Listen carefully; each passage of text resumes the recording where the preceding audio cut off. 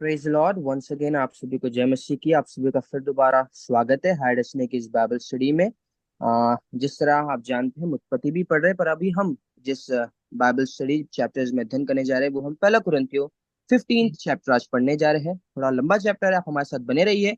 और हमारे बीच में सिस्टर रितु है जो हमें खुदा के कलाम से सिखाएंगे, और बाइबल रीडिंग के लिए सिस्टर परविंदर है। सो बिना समय गवाए हुए I hand over to you sister ji. Thank you very much.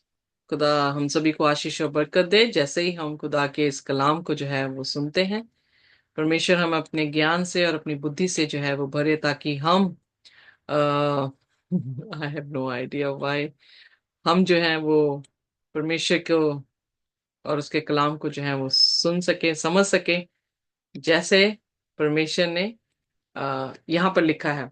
Well, it's very difficult, I don't know how to change this pictures, but Zavesh, please help me in that because it's very difficult. मैं welcome नहीं अच्छी तरह से कर पाती हूँ। सो जितने लोग भी जो है वीडियो के जरिए से हमारे साथ जुड़ेंगे, खुदा आपको आशीष और बरकत दे। और जैसे हम यहाँ पर सीख रहे हैं, हम परमेश्वर से दरख्वास्त करेंगे अपने सिरों को झुकाकर कि परमेश्वर हमारे बीच में आए और हमें सिखाएं।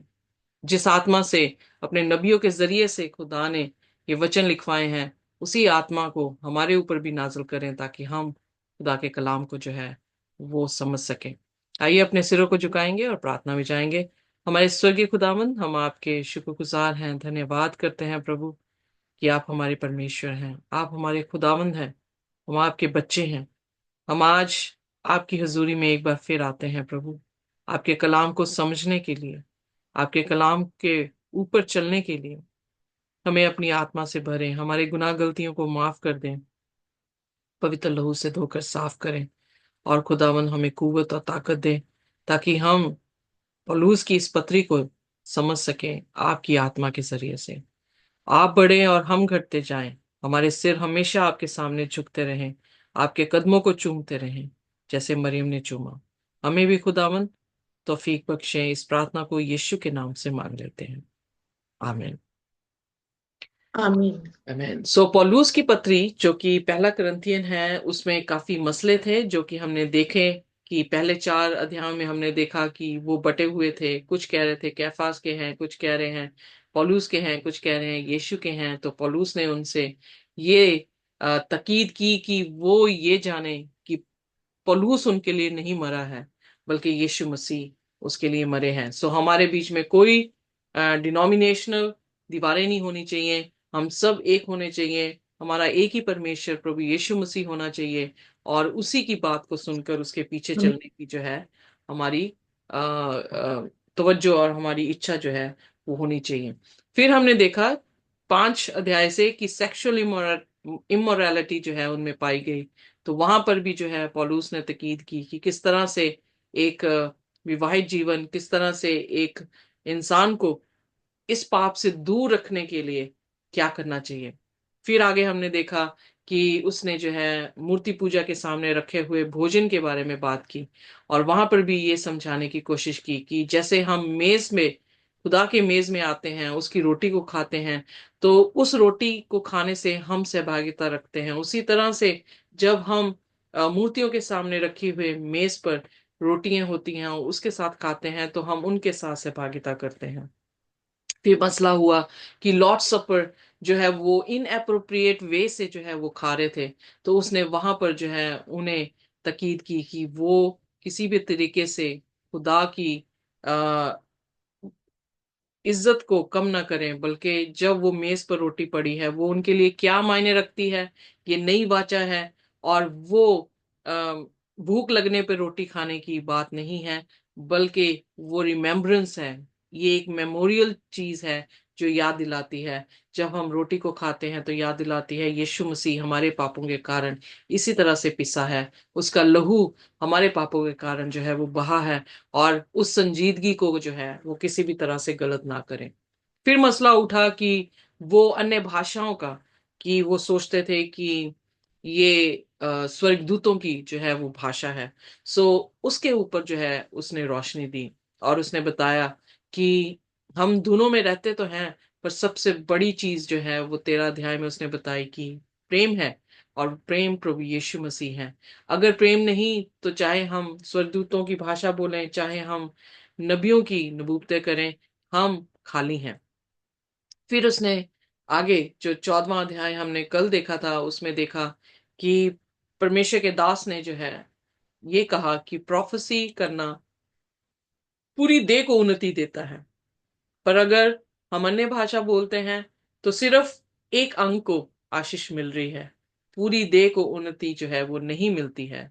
इसलिए उसने ये कहा इट्स बेटर, ये अच्छा होगा कि हम जो है वो ऑर्डरली वर्शिप करें। उसने ऑर्डर समझाया किस तरह से जो है आप यूट्यूब में जाकर हायर डेस्टिनी में चैप्टर 14 जो है वो सीख सकते हैं। पर जब यहां पर आइए देखिए उसके 14 और उसकी 39 और 40th वर्स को देखेंगे, क्योंकि ये खत है, अध्याय नहीं थे। कंटिन्यूस एक खत लिखा जा रहा है, तो हम उन पिछले अध्यायों के साथ मिलते हुए अब बस अगले अध्याय की तरफ जो है वो बढ़ेंगे। प्लीज पढ़ दीजिए मेरे साथ, पहला कुरिन्थियन 14 और उसकी 39 एंड 40th वर्स। जी। अतः हे भाइयों, भविष्यवाणी करने की धुन में रहो और अन्य भाषा से मना ना करो, पर सारी बातें शालीनता और व्यवस्थित रूप से की जाए। ये लेसन ऑलरेडी मैं दोबारा एक्सप्लेन नहीं करूंगी, पर यहाँ पर उस चीज को एक्सप्लेन करता हुआ एक ऑर्डरली वर्शिप का पैटर्न देता हुआ जो है वो यहाँ पर बात रोकते हैं। आइए देखिए अब पहला कुरिन्थियन उसका 15वां अध्याय उसकी पहली आयत से। मसीह का पुनरुत्थान।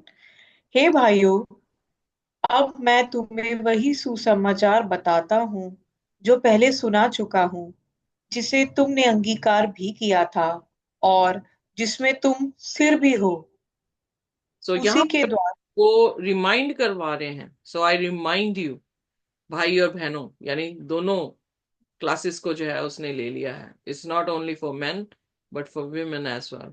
वो अच्छी खबर, यो खुदा का सुसमाचार या गॉस्पेल जो प्रोक्लेम किया गया था, जिस पर उन्होंने विश्वास भी किया है और उस पर खड़े भी हैं। उस गुड न्यूज के बारे में जो है यहाँ पर बात कर रहे हैं। पढ़ दे मेरे साथ। जी, उस दूसरा जी। वर्ष, उसी के द्वारा तुम्हारा उद्धार भी होता है, यदि उस सुसमाचार को जो मैंने तुम्हें सुनाया था स्मरण रखते हो, नहीं तो तुम्हारा विश्वास करना व्यर्थ है। इसका मतलब जो गॉस्पेल पौलुस ने सिखाया है, जो गॉस्पेल पौलुस ने प्रचार किया है, अगर हम उस गॉस्पेल पर विश्वास नहीं करते तो हमारा विश्वास करना व्यर्थ हो जाएगा। जो कुरिन्थियन की कलीसिया में वो बात कर रहा है, अगर हम कुरिन्थियन की कलीसिया की बात खुदा के कलाम से वर्स टू वर्स नहीं पढ़ रहे हैं, तो हम चाहे कुछ भी कहें, कुछ भी कर रहे हो चर्च में, हमारा विश्वास कबूल नहीं होगा। याद रखें उसने जो मसले समाधान किए हैं और जो कलाम उनको सुनाया है, उसने कहा कि अगर हम उस कलाम पर नहीं विश्वास करते तो हमारा विश्वास क्या है? व्यर्थ है। व्यर्थ है। Exactly exactly। क्योंकि हाबिल और केन की कहानी में जब केन ने अपनी मर्जी के साथ काम करने की कोशिश की तो उसकी कुर्बानी कबूल नहीं हुई, पर हाबिल की हो गई। जी। इसका मतलब अगर हम कलाम को छोड़कर अपनी रीति से खुदा की प्रस्तुत करने की कोशिश करेंगे और उस गॉस्पेल को नहीं सुनेंगे जो गॉस्पेल खुदा के कलाम में है, तो हमारा किया कराया सब कुछ क्या हो जाएगा? व्यर्थ हो जाएगा। तभी मैंने कहा जस्ट इमेजिन, आप इतनी बड़ी कलीसिया में हैं, आप इतने लोगों को चला रहे हैं, पर यीशु मसीह आए और आकर ये कह दे कि सॉरी मैं आपको जानता नहीं हूं, तो क्या क्या एडवांटेज हुआ हमारा वो सारे काम करने का? जी। इसलिए अगर हम खुदा के कलाम के अनुसार अपने जीवन को बिताएंगे तो खुदा हमें ये नहीं कहेगा कि मैं तुम्हें जानता नहीं। जब हम उसकी इस भाषा को समझ जाएंगे, दूसरी भाषा बोलने के लिए तो हम हमेशा तत्पर रहते हैं, पर क्या हम इस भाषा को समझते हैं कि हम इस भाषा के भी स्ट्रेंजर्स हैं या फॉरनर है? ये भाषा, ये कलाम की भाषा हमारे लिए फॉरनर भाषा है, तो फिर व्यर्थ है। Am I clear? जी। जी।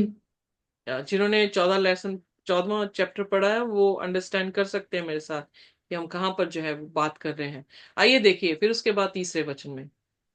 जी, इसी कारण मैंने सबसे पहले तुम्हें वही बात पहुंचा दी जो मुझे पहुंची थी कि पवित्र शास्त्र के वचन के अनुसार यीशु मसीह हमारे पापों के लिए मर गया और गाड़ा गया और पवित्र शास्त्र के अनुसार तीसरे दिन जी भी उठा। तो और ध्यान दें, यहाँ पर यीशु मसीह का मरना भी पवित्र शास्त्र के अनुसार, यीशु मसीह के तीसरे दिन जी उठना भी उसने क्या कहा, पवित्र शास्त्र के अनुसार। सो किसको एग्जॉल्ट कर रहा है, पवित्र वचन। शास्त्र को। वचन को। एग्जैक्टली। जी। सो अगर वचन हमारी जिंदगी में नहीं, यीशु मसीह ने वचन के साथ अपनी टेम्पटेशन पर जय पाई, यीशु मसीह ने वचन के साथ जो है प्लान ऑफ साल्वेशन को मुकम्मल किया। अगर वचन हमारी जिंदगी में नहीं है तो हमारा विश्वास जो है वो व्यर्थ हो जाएगा। सो फिर 5वां वचन।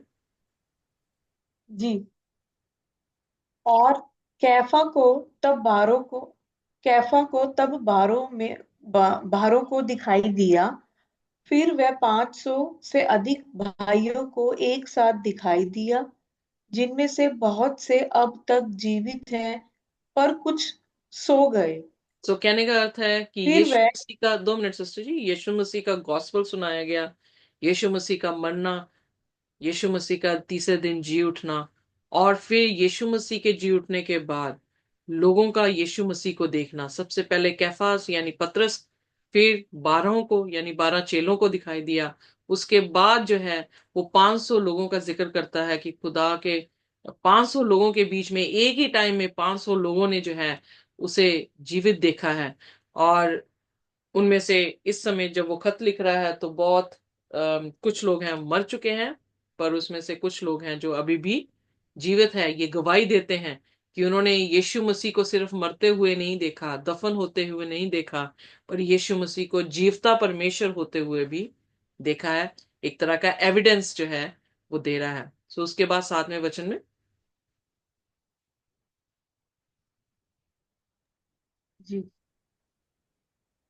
फिर वह याकूब को दिखाई दिया, तब सब प्रेरितों को दिखाई दिया, सबके बाद मुझको भी दिखाई दिया, और जो मानो अधूरे दिनों का जन्मा हूँ, क्योंकि मैं प्रेरितों में सबसे छोटा हूँ, वरन प्रेरित कहलाने के योग्य भी नहीं, क्योंकि मैंने परमेश्वर की कलीसिया को सताया था। सो यहाँ पर फिर वो क्या कह रहा है, सिर्फ 500 लोगों को, 12 चेलों को ही नहीं, बल्कि मुझे भी दिखा है।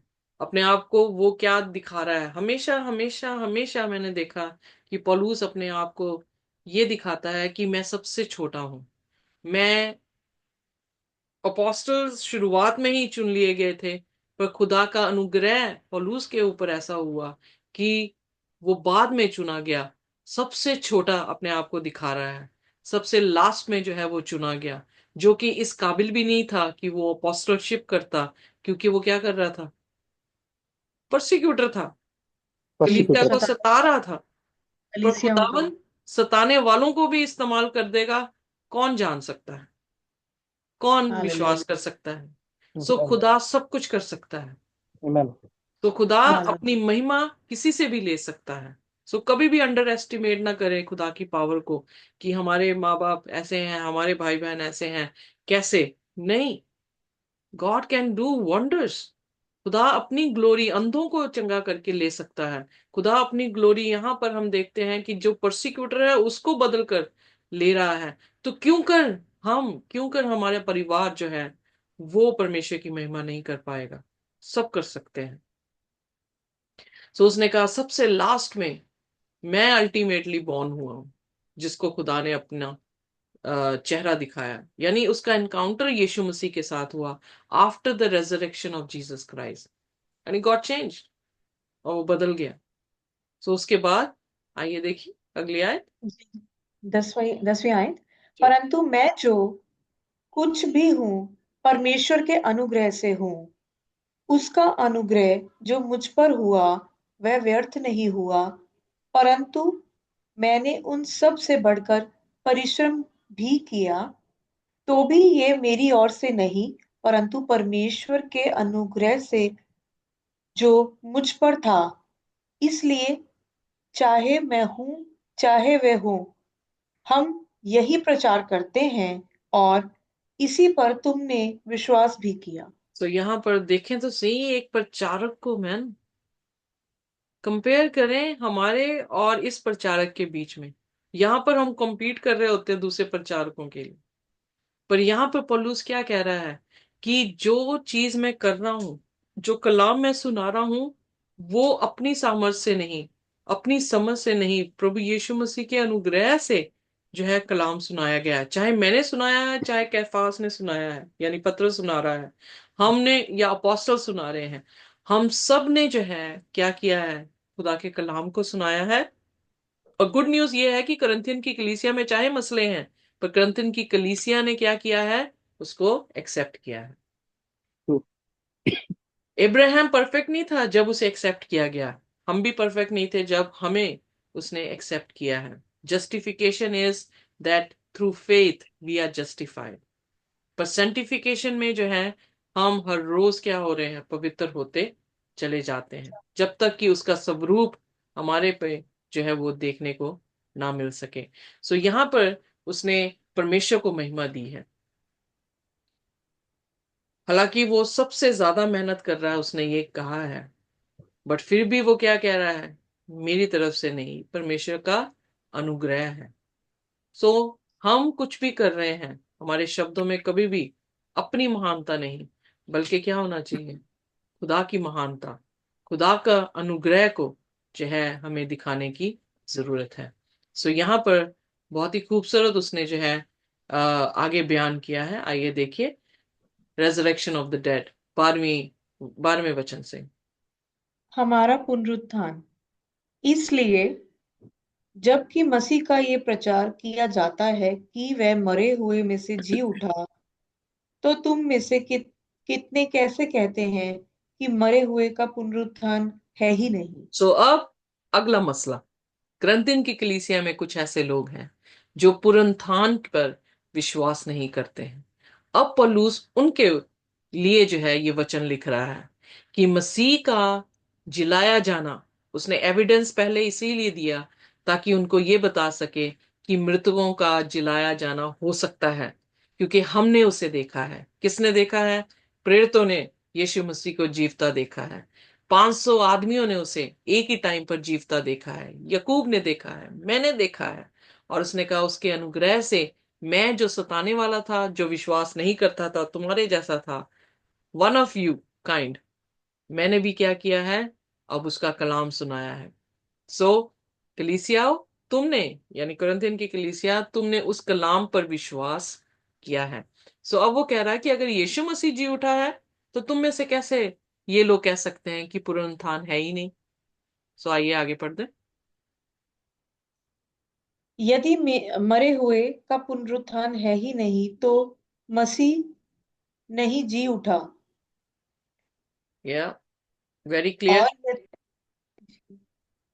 और यदि मसीह नहीं जी उठा, तो हमारा प्रचार करना भी व्यर्थ है, और तुम्हारा विश्वास भी व्यर्थ है। ओके। सो यहाँ पर उसने जो है एक ऐसी कोटेशन बना दी। उसने कहा कि अगर ये सीढ़ी खराब है, तो पिछली सारी सीढ़ियां जो चलती आ रही हैं वो फिर सारी खराब हो गई, यानी इक्वेशन इक्वल ही नहीं हुई। तो फिर कैसे मेरा जो है पूरा इस अ, इस सवाल को जो है वो सॉल्व करने का परिश्रम सारा व्यर्थ हो गया। अगर यीशु मसीह मर के ना जी उठता, इसीलिए यीशु मसीह का जीना जो है वो मुकम्मल ठहरा, हमारे प्लान ऑफ साल्वेशन के लिए मुकम्मल ठहरा, क्योंकि सब मरते हैं। यीशु मसीह ने हमारे पापों को लिया, मर तो गया, पर उसका जी उठना ये बता रहा था कि जो पापी हैं, मसीह पर विश्वास करेंगे, वो भी क्या हो सकते हैं, जी उठ सकते हैं। सो अगर यीशु मसीह ना जी उठता, तो फिर हमारा उस पर विश्वास करना व्यर्थ हो जाता। सो पलूस का प्रचार करना व्यर्थ हो जाता। सो पलूस का प्रचार व्यर्थ नहीं है, क्योंकि एक ही परमेश्वर है इस पूरी दुनिया में जो मरकर जी उठा, और वो प्रभु यीशु मसीह है। फिर आगे जी पढ़ता है, आइए पढ़ दे मेरे साथ। जी 23वीं आयत। वरन हम 15वीं आयत जी। Oh sorry. ओके, 15वीं आयत। वरन हम परमेश्वर के झूठे गवाह ठहरे, क्योंकि हमने परमेश्वर के विषय में ये गवाही दी कि उसने मसीह को जिला दिया, यद्यपि नहीं जलाया, यदि मरे हुए नहीं जी उठते। पढ़ दे, पढ़ते जाए। और यदि मुर्दे नहीं जी उठते तो मसीह भी नहीं जी उठा। हम्म। और यदि मसीह नहीं जी उठा तो तुम्हारा विश्वास व्यर्थ है, हम्म। और तुम अब तक अपने पापों में फंसे हो। वरन जो मसीह में सो गए हैं वे भी नष्ट हुए।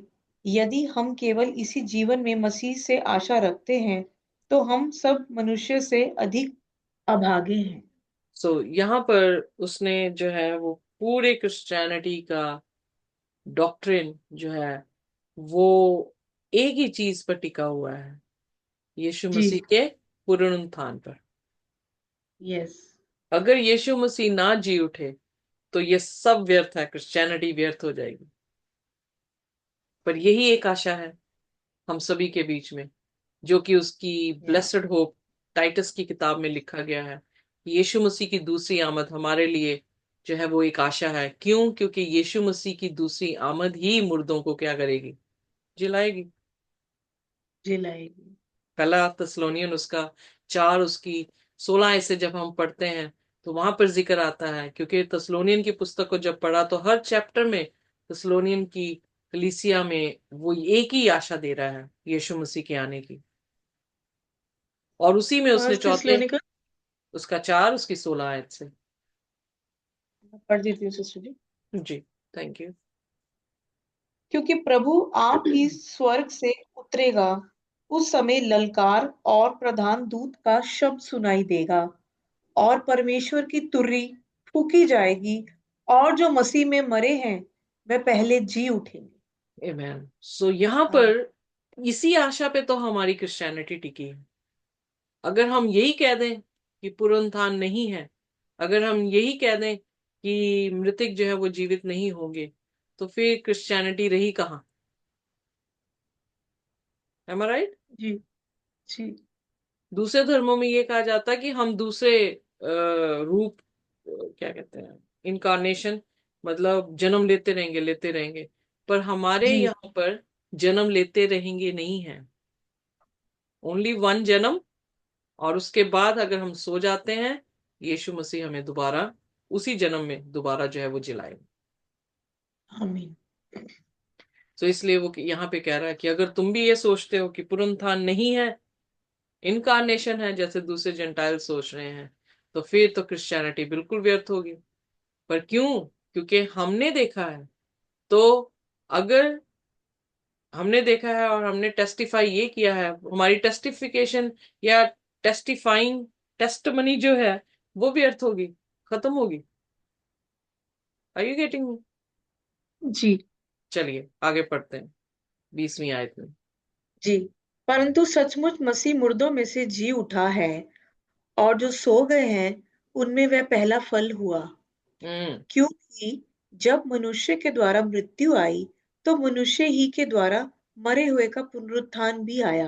वेल, फर्स्ट फ्रूट जब यहाँ पे कहा गया है, हमने कुलसियों की पुस्तक में जो है उसके पहले अध्याय में हमने ऑलरेडी जो है इसके बारे में सीखा है कि उसे जो है वो फर्स्ट फ्रूट क्यों कहा गया है।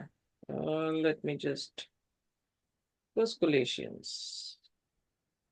क्योंकि पहला फल इसलिए कहा गया है कि कोई दुनिया में कोई भी ऐसा व्यक्ति नहीं है जो मर के जी उठा हो। और यीशु मसीह ने कहा मैं अपनी दे देता हूं और फिर अपनी जो है जान वापस ले लूंगा। सो कोई भी ऐसा नहीं है जो मर के अपने आप को दोबारा से जो है वो जिला सके। सो हाईली इंपॉर्टेंस दी गई है। फर्स्ट फ्रूट का मतलब ये नहीं है कि क्रिएशन में, या फर्स्ट फ्रूट का मतलब ये नहीं है कि यीशु मसीह जो है वो खुदा नहीं थे। फर्स्ट फ्रूट का मतलब कि पहली ऐसी उपज देखने को मिली है कि खुदा जो देह में आकर भी उसने क्या किया है, मौत पर फतेह हासिल की।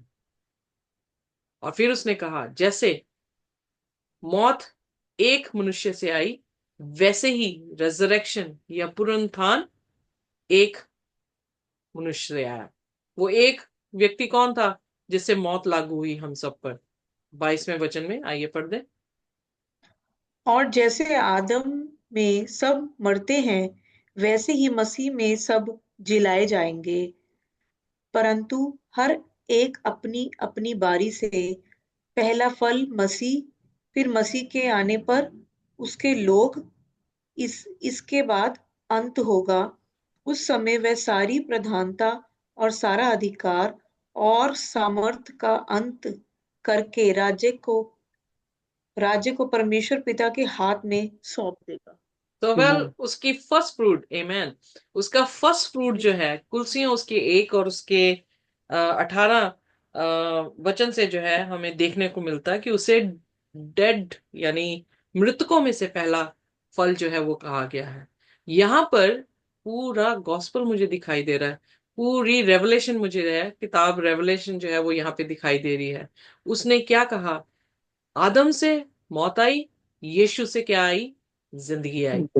फिर उसने ये कहा यीशु मसीह पहला फल निकला, किसमें? मृतकों में से। पर फिर जब यीशु मसीह आ जाएंगे, सी डॉक्ट्रिन वही चल रही है, चेंज कुछ नहीं है। मैंने तस्लोनियन से भी आपको पढ़ाया, अब यहाँ पे कुरिन्थियन में भी वो सेम ही चीज कह रहा है कि यीशु मसीह पहला फल है मृतकों में से।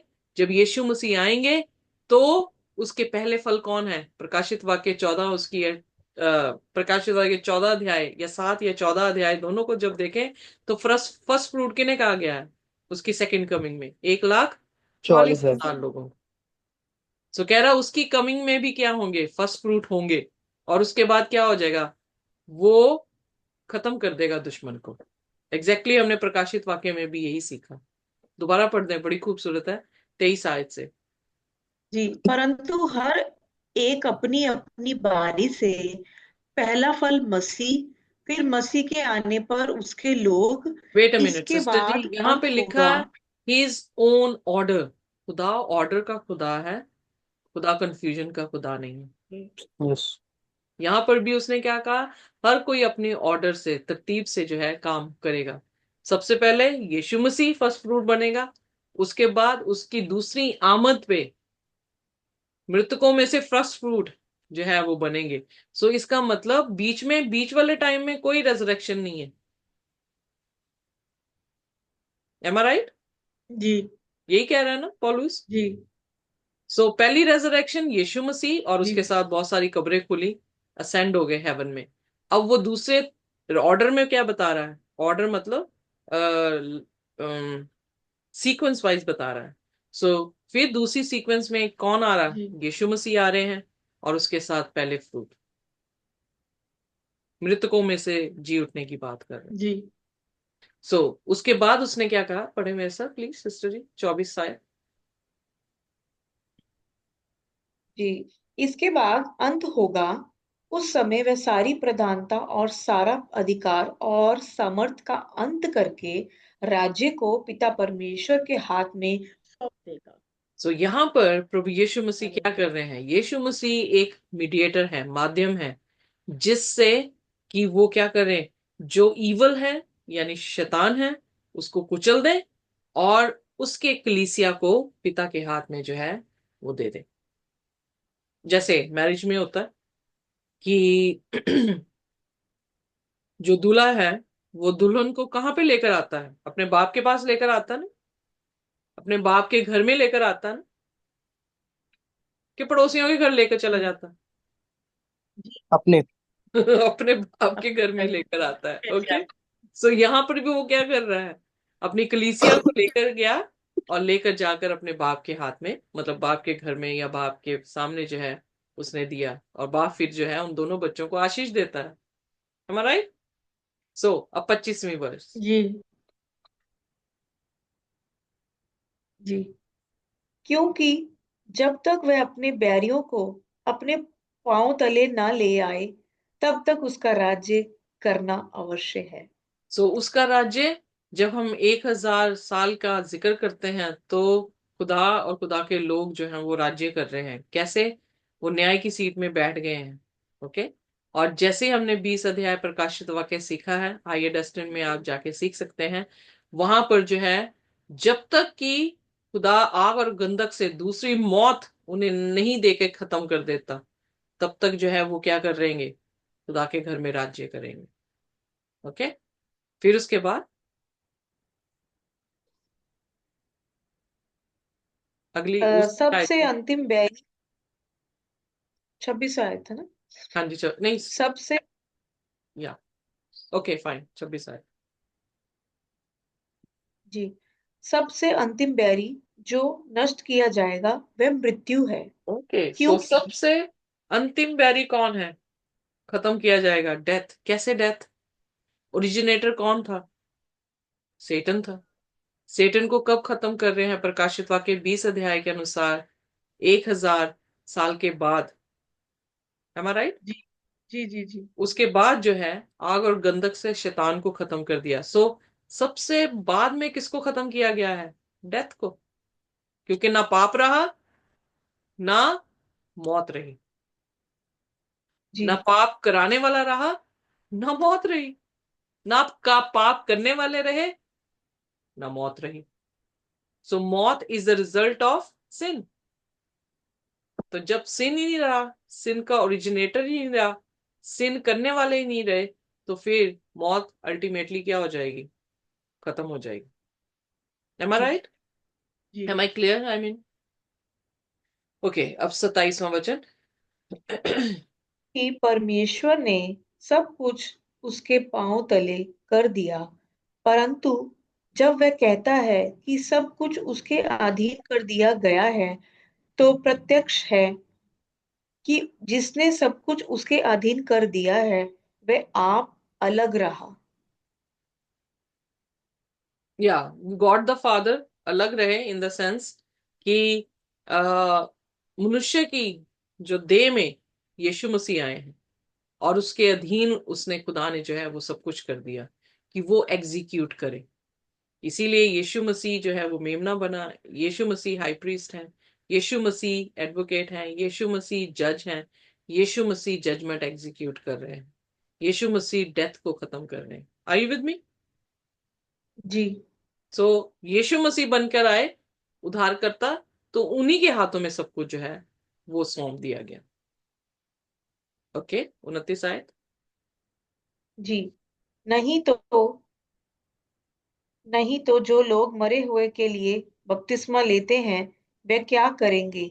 यदि मुर्दे उठते ही नहीं, तो फिर क्यों उनके लिए बपतिस्मा लेते हैं? या बपतिस्मा जो है किसको दिखा रहा है? हम मसीह में पापों के साथ मरते हैं, और फिर मसीह के बीच में हम जो है नए मनुष्य तब में आ, जिलाए जाते हैं। सो बैप्टिज्म भी यही दिखा रहा है, मरना और जिलाया जाना। तो कह रहा है कि अगर हम विश्वास ही नहीं कर रहे कि जिलाया जाना है, तो बपतिस्मा ही खत्म हो गया। जी जी When all things are subjected to him, the Son himself will also be subjected to the one who put all things in subjection. So Jesus जो फ्लैश में आए, तो हम देखते हैं कि जीसस भी सबमिसिव किसके थे? पिता के सबमिसिव थे। पर पिता ने क्या किया? सारी चीजें यीशु के अधीन कर दी। सो देर इज अ खुदा खुदा बाप यीशु को महिमा दे रहे हैं, यीशु मसीह खुदा को महिमा दे रहे हैं। और यहाँ पर बैप्टिज्म के बारे में जिक्र किया कि बैप्टिज्म जो है वो तो फिर अगर यीशु मसीह नहीं जी उठे और हम मृतक नहीं जी उठेंगे, तो बैप्टिज्म का भी कोई महत्व नहीं रहा। आगे पढ़ दे, 30वीं आए। और हम भी और हम भी क्यों हर घड़ी जोखिम में पड़े रहते हैं? हे भाइयों, मुझे उस घमंड की शपथ जो हमारे यीशु मसीह में मैं तुम्हारे विषय में करता हूँ कि मैं प्रतिदिन मरता हूँ। हम्म। यदि मैं मनुष्य की रीति पर इफिसुस में वन पशुओं से लड़ा, तो मुझे क्या लाभ हुआ? यदि यदि मुर्दे जिलाए नहीं जाएंगे, तो आओ खाए पिए, क्योंकि कल तो मर ही जाएंगे। तो धोखा ना यहाँ पे खाओ। वो कह रहा है कि मैं हर वक्त अपनी जान जोखिम में क्यों डालता हूँ। इन मतलब इतने कोड़े मुझे पड़े, इतनी मैं प्रॉब्लम में जो जाता हूँ, वो क्यों जा रहा हूँ? अगर मृतक ही जिलाए नहीं जाएंगे तो कह रहा फिर तो यही बात हुई, चलो भाई खाओ पियो और ऐश करो और फिर मर जाओ। बट अब 33 आयत में कह रहा है, जी, 33 आयत जी। धोखा ना खाओ, बुरी संगति अच्छे चरित्र को बिगाड़ देती है। धर्म के लिए जाग उठो और पाप ना करो, क्योंकि कुछ ऐसे हैं जो परमेश्वर को नहीं जानते।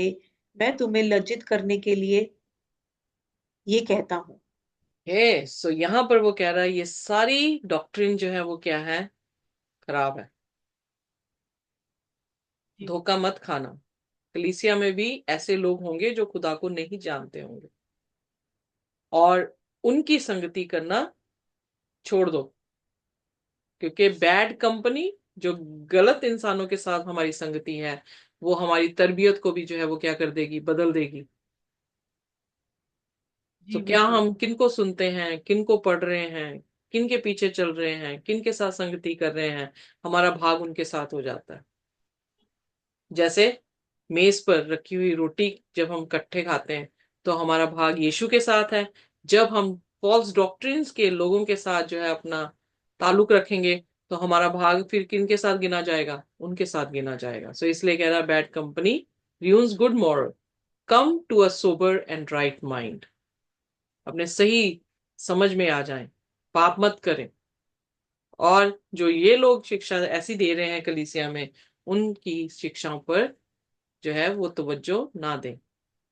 सो अगले next day will do the rest of the chapter. Will stop here because it's quite longest chapter. Is that okay? या चलेगा? फाइन। या सो अब यहाँ पर हमने एक और मसला देख लिया कि पुनरुत्थान का जो है वो चर्चा है और गलत डॉक्ट्रिन है, जिस डॉक्ट्रिन को वो सही कर रहा है। और इसी तरह से जैसे पौलुस ने अपने बयान दिए हैं, वैसे ही हमें सीखने की जरूरत है कि हमें किस तरह से लोगों को जो है वो खुदा के कलाम को सिखाना है।